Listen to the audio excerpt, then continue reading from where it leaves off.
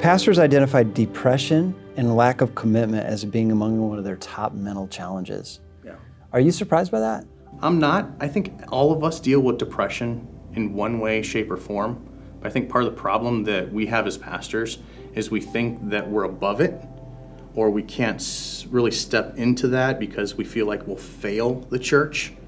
And may I be so bold enough to say the church doesn't need us as their savior. We already have one. Yeah. And it's hard to be a pastor and realize you're also part of the flock. Yeah. And it's a dual thing that the church doesn't necessarily understand. Yeah. And so I think that's one of the wonderful thing that as Southern Baptists we have about our associations Yeah.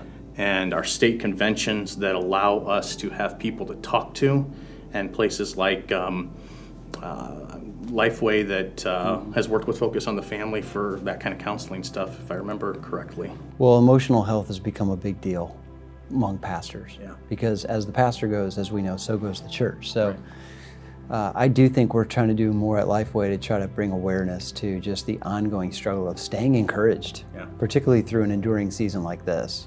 And one of the things, Ben, I think is important is to realize that depression just doesn't hit us as pastors. It hits our wives. Yeah. And there's not as many tools available to them, or at least we may think so. And taking care of our wives' health, mental health, is big in taking care of our own. Absolutely. Absolutely.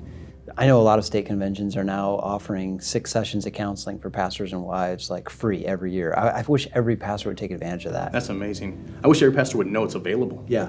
And I think one of the things we're realizing is people, as I've talked to state convention leaders, either people don't know it's available or they know and they don't use it. Right. So it's hardly ever used. Right. It's almost like that thing in the dark corner that I don't want people to know about, because if they find out, then there's a stain on me. Instead of realizing that kind of allows us to preach the word with better accuracy of application. Right.